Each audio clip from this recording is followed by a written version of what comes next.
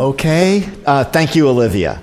I think I forgot to introduce myself. I'm Jim Salas from San Diego, and thank you all for your interest. And now we're going to try something a little different. So please cross your fingers, because I'm going to introduce my good friend Fiona Bull, who's dialing in from Geneva. So she's going to come in remotely. So if you can start that while I introduce. Fiona is there. She is. Hello, Fiona. We see you. Fiona is the program manager in the Department of Prevention of Non-Communicable Diseases at the World Health Organization in Geneva. She will be discussing how physical activity fits into the picture of obesity solutions and how the WHO is helping in this effort. And she is really, I think, going to be focusing on a new global action plan that hopefully will be news to many of you and hopefully welcome. So, Fiona, welcome. It is yours. Please take it away. Thank you. Let me, share my screen. So can I get confirmation? Good morning to everyone. I'll just ask the technicians for confirmation you can see my screen. Yes. Yes. And hear me simultaneously. That's wonderful. Thank you, Jim. I need to see my screen as well, which is the only problem I have right now, and put the slides up so that you have a slide there. So can you see my slide 1? Yes, thank you. Yes. Okay. Thank you, Jim. You're the only person I can hear. So good morning to everyone. And without further ado, I'll introduce that I'm Fiona Bull from the Prevention of Non-Communicable Diseases here at WHO. I'm very sorry not to be able to join you in person. It looks like I get to do the work, but not have the fun of meeting you all. But I'm very pleased that there's been space made for physical activity as part of your discussions on obesity prevention, as it has an important role to play. And there's been some very important developments this year. So over the next 15 or so minutes, I'd like to take you through the slides. I've moved on to slide 2 to show you. I want to give you a bit of a background as to where physical activity at the global level has been, introduce the Global Action Plan, what does it say, and then focus mostly on the implementation challenges and discuss some of our priorities and look forward to your questions. Taking a step back, this slide just sets the scene for you, particularly those that don't work so much in physical activity or follow all of the developments. But suffice to say, it's been a patchy history. Top left is showing you a profound and landmark document in 1996 from the US Surgeon General's report, which really put the stamp on physical activity. Some years later, WHO developed the Global Action Plan on diet and physical activity. And then over the next few years, some documents to help countries came out, the guidelines nearly 6 years later, and then not much. Outside of the government and WHO, researchers, people like Jim and others, were really advocating that physical activity had a tremendous contribution to make, not only for the prevention of non-communicable diseases, obesity prevention, and of course, promoting well-being and health.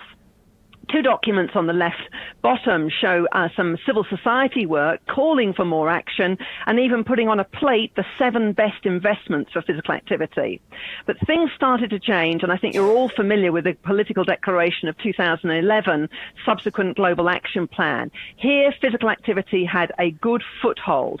What exactly was said? That there should be work on physical activity. Recommendations were given on page 33 and 34. A rather well-known appendices that still has a lot of attention outline some of the specifics that should be done, but rather in a high level, more school promotion, more supportive environments. But on the right, you see one of perhaps the significant developments. Let's start measuring and quantifying progress. And the target was set for 10% reduction.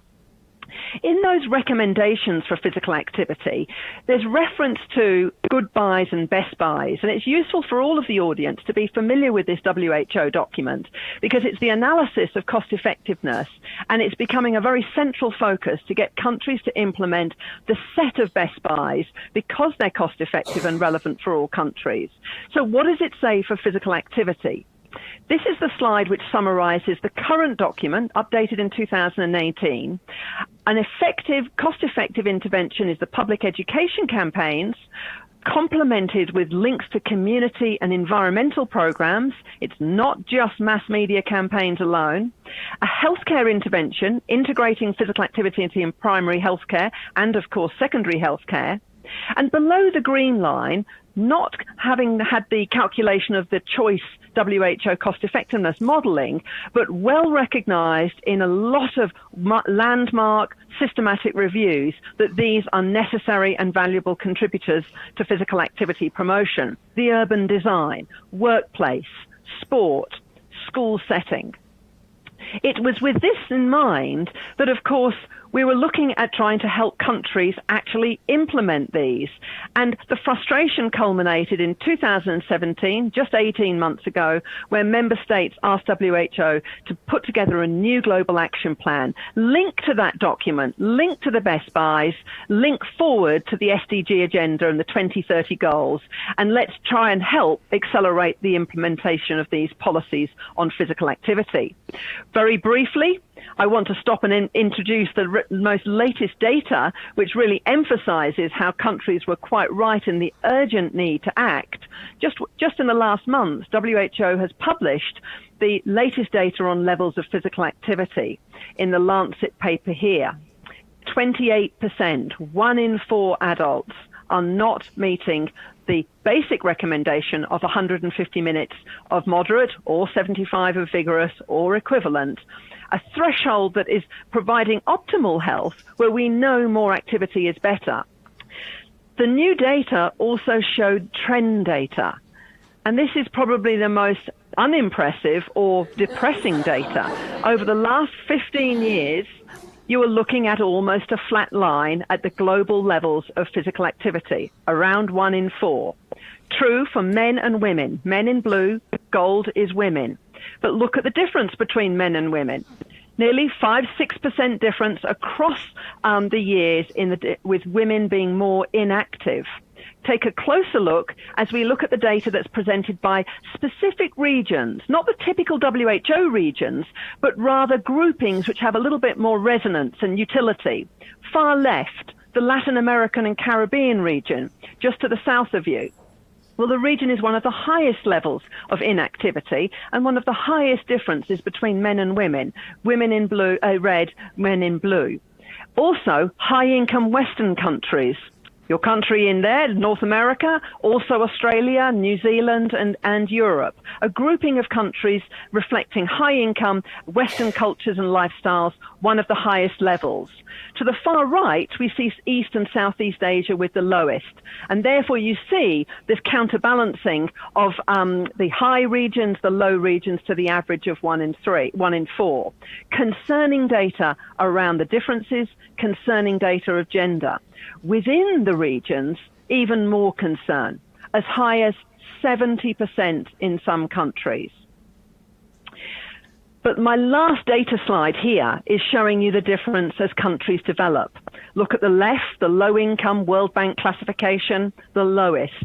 Look at the right, the high-income classification, and you're seeing a 15 to 16%, almost doubling in terms of the levels of physical activity. The pattern shows that as we change our transportation methods, urbanization, globalization, the way we work, the way we travel, we are increasing the sedentary time, the inactivity. And so we see this very profoundly in these data. Therefore, the call for developing a global action plan was particularly timely. This slide shows you we had a very busy 2017 with lots of consultation in the middle, and this consultation has been a very strong theme, and I hope it will repay, and I believe it is repaying as we go into implementation phase. Permanent missions here in WHO, in Geneva, the UN agencies, online for the global community and the stakeholders, and of course countries, webinars and in person. Let me just give you a quick flavour, not for you to read every line here, but just glance at the headings: public health, allied health, the sports sector, transport, planning, environment, urban designers, the research community, and our collaborating centres across public health and NCDs, all met to start the ball rolling with the first draft. Subsequently, as I've already indicated, lots of communication by different tools and methods. And on the right, you see some of the hard work that was underway in the regional consultations. Lots of butcher's paper, sticky notes, as they were debated what is needed, what is feasible, what is globally applicable, and what is practical. And the result, of course, is the Global Action Plan. It went through the various stages, and the last stage was full endorsement at the May World Health Assembly here in Geneva just a few months ago. On the left-hand side of this slide, you see the resolution, which is the statement of the member states, the countries recognizing the issue, and then they call for action. And I'll come back to some of those calls which they made for the help that they're wanting to implement. We're delighted with the process and, of course, reaching this landmark, but in some ways it's the end of the beginning, because now we have the action plan, it's now into implementation. So it's available, and I'm delighted to show you the slide of the colourful front cover on the left, and at a glance, a simple six-sider available from the website, and the larger full document shown on the right. An important message on the text here, that there's many ways to be active. And we've found that talking about some of the specific ways, whether it's play, dance, cycling, walking, resonates when we start talking with the other sectors outside of health, where physical activity may seem like bread and butter to us, and it's part of our language and communication, but it resonates much better when you talk about the specific type of physical activity, certainly when you're talking to the transport sector about walking and cycling. What does it say? Well, we're sticking to that 10% goal that you saw in my earlier slide by 2025, but that alignment to 2030 takes us out with a 15% reduction, which we hope to achieve and contribute to the SDGs. How will we do that? The mission, and I've highlighted the key text here. We need to look at both aspects of providing the safe and enabling environments and the opportunities. One without the other will not be effective. Safe places, more opportunities. How will we do that? The Global Action Plan is constructed around 4 strategic objectives, and they're summarized in their color-coded way here. And I'll walk you through them, but this is a nice orientation slide. Top left, changing our knowledge, improving our knowledge towards changing the social norms and attitudes, very strongly felt in Latin America, Asia, and in the Middle East. Physical activity is not important and often not understood. In green, appropriately, the environment, the safe places and spaces that are accessible to all. In yellow, the programs and opportunities. So more places, more programs meeting the needs of more people, age and ability appropriate in different settings. And on the right, the blue is governance and policies. What we know is needed to make the other 3 happen: data, policies, surveillance, advocacy, evaluation. Let's have a little bit of a closer look. Each of those 4 strategic objectives has got supporting policy recommendations. And in this first one, there are 4. And it goes back to that best buy I introduced from the Appendix 3, as it was known. We need to increase knowledge and understanding about physical activity through social marketing campaigns to shift the norms, but not just directly to individuals, to other professional groups.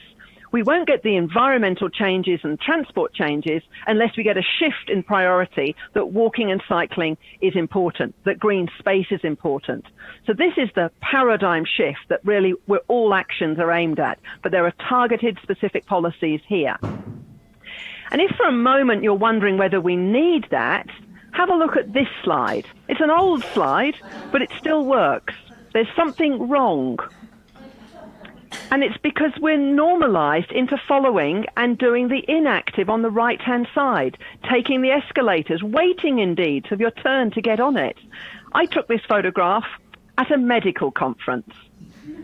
So we really have still some way to go. The lovely stairs, looking for that brief opportunity, but no one is using them.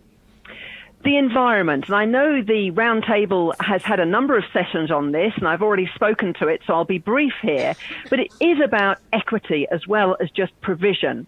And we know that in cities and towns, there is differences in the opportunities for safe places, parks, with appropriate facilities, and playgrounds in schools, and workplace design.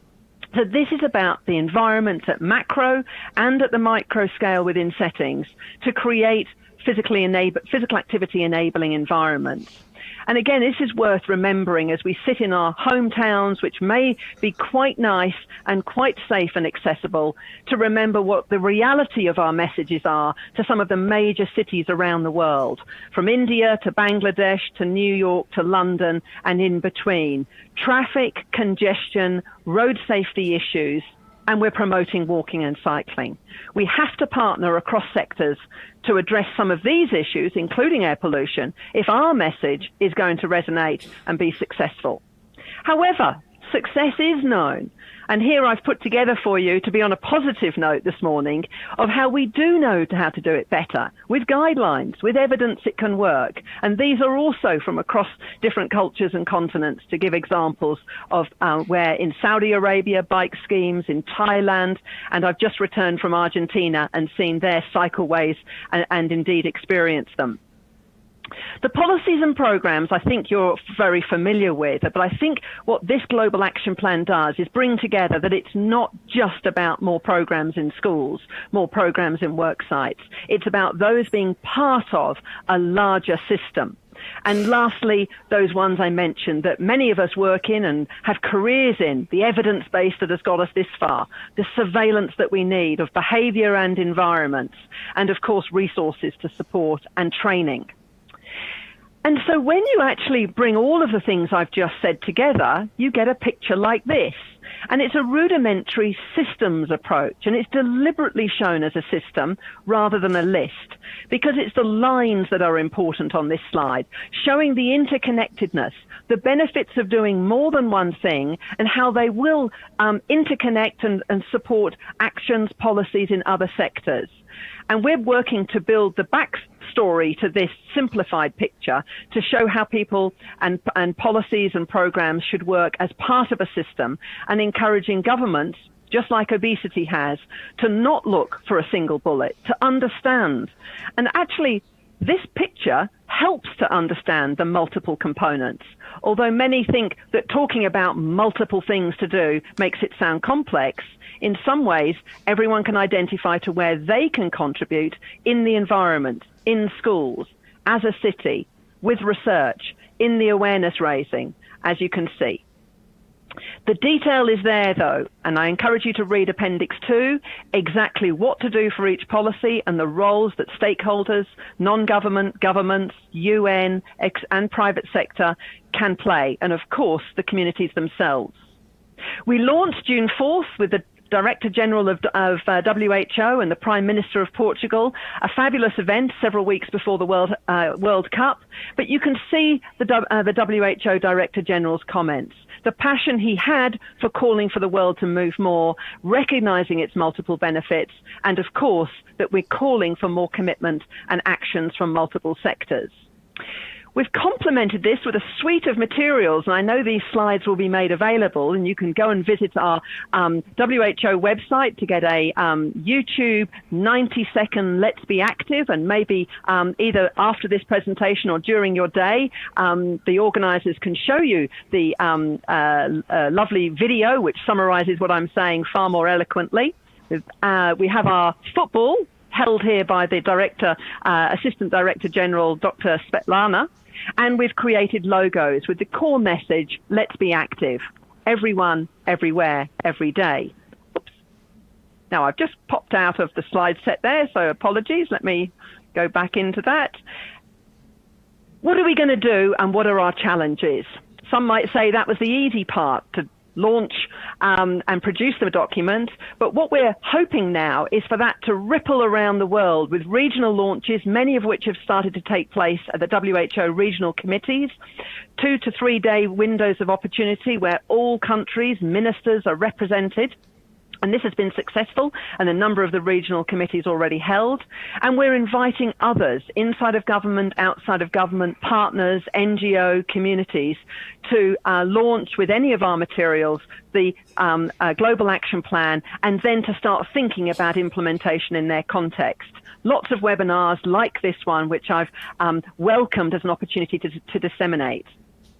And I did make a point here. I do think everyone helping in these first 12 months is particularly critical. How do we go down from a plan to practice? Well, there's 3 areas and 3 challenges. Firstly, many countries are asking for more specific tools. Remember my first slide. There's been no tools from WHO headquarters, and I'd comment that very few tools outside of the European region for regional implementation. Tailored tools that bring the evidence, the rationale, and the practice with examples are being called for by countries across Latin America and across other regions. I've prioritized 4 areas that we're working on with collaborations, but there are others. For example, countries need to review and possibly update their national plan. Many countries don't have a national plan, so they need support in developing one. We need to help them take this global plan into their own city, town, province, or country level plan. The marketing campaign, it's a Best Buy.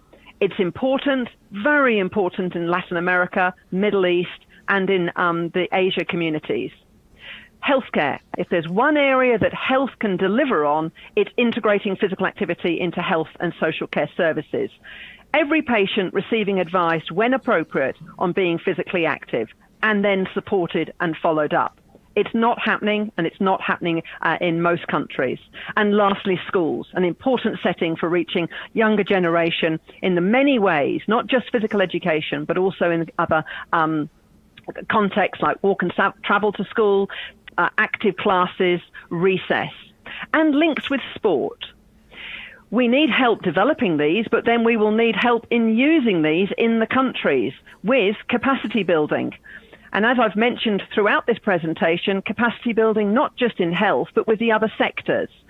And I've heard all too frequently from countries asking me, the ministers of health and ministries and focal points on physical activity, how do I start working with those other sectors? How do I start working with sport? In particular, frequently mentioned, better links with education. And I think transport will be a major challenge for some regions, although I know in North America there's been much work done on that. But we can discuss the challenges of bringing together government departments and then building their whole of system approach. The third area of priority is monitoring and evaluation. Important in these times of tracking, very useful data, as I've shown you with the 2016 data of where we haven't gone and the static nature of physical inactivity. So we're developing a monitoring framework at the global level, how we will be able to hold account to all countries on their progress appropriate to their context in implementing the action plan. And countries are asking us for help in monitoring at a national and subnational level. These 3 areas are probably our priorities at WHO, and I'd say they're our greatest challenge in making progress. We all don't want this action plan just to sit on a bookshelf, celebrated this year and forgotten by next year. But to really translate it, we need to bring it down to the small, doable components. And so the toolkits that will follow in the ones listed here will be the beginning, and more are needed. For example, the environment, and for example, on the research agenda and elsewhere in the action plan. And capacity building will need the support of many others to help deliver effectively. Here's a quick slide on the plans towards the global monitoring framework. The 4 objectives you heard about on the left, the actions in the middle, and so we need to identify appropriate process and impact metrics on the right-hand side.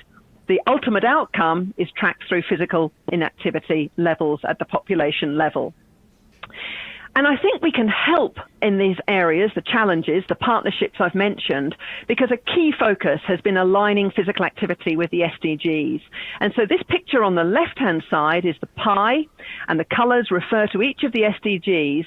And inside the pieces of the pie are actually the ways in which policies on physical activity, directly and indirectly, can bring benefits and achieve those SDGs, whether it's better community cohesion, healthier cities, reduction in air pollution, economic growth, reduction in healthy weight, improvement in the environment. There's nearly 20 or 30 arguments in that picture, and they're the arguments we need to strengthen, build capacity in our ministries of health to deliver, and make partnerships with those other sectors that are also leading. The synergies here are manifold, and we have to work on it, as the DG's comments on the right are showing. Further information about those synergies is in Appendix 1, where the written version of that picture is provided, each one outlined. So in conclusion, WHO is delighted to have facilitated the production of the Global Action Plan. It's identified these 10 areas of work, and I've spoken to some of them. The advocacy agenda is particularly keen at the moment, but tools and capacity building.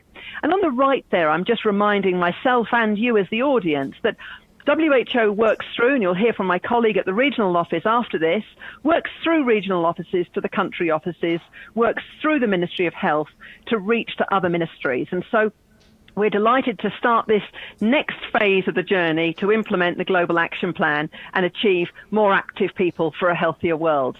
Thank you very much for the opportunity to join you virtually, and I'm delighted to stay with you through to the question time. Thank you, Jim.